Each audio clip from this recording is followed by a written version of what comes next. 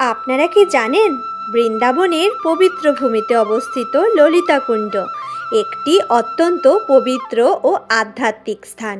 এটি শ্রীমতী রাধারানীর অষ্টসখীদের মধ্যে অন্যতম প্রধান সখী ললিতা সখীর স্মৃতির সঙ্গে গভীরভাবে যুক্ত। ললিতা কুণ্ড সম্পর্কে বলা হয়, এই কুণ্ডটি সেই স্থান যেখানে ললিতা সখী শ্রীমতী রাধারানী এবং শ্রীকৃষ্ণের সেবা করতেন এবং তাদের লীলার গুরুত্বপূর্ণ ভূমিকা পালন করতেন।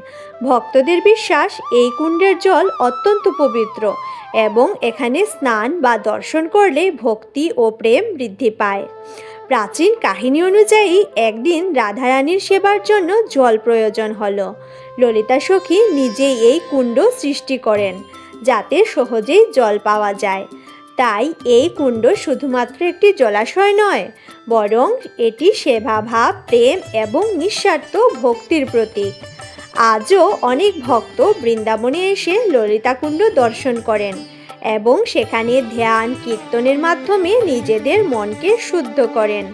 শান্ত পরিবেশ এবং আধ্যাত্মিক অনুভূতির এই স্থানকে আরও বিশেষ করে তোলে। ললিতা কুণ্ড আমাদের শেখায়, প্রকৃত ভক্তি হলো নিঃস্বার্থ সেবা এবং প্রভুর প্রতি গভীর প্রেম। রাধে রাধে।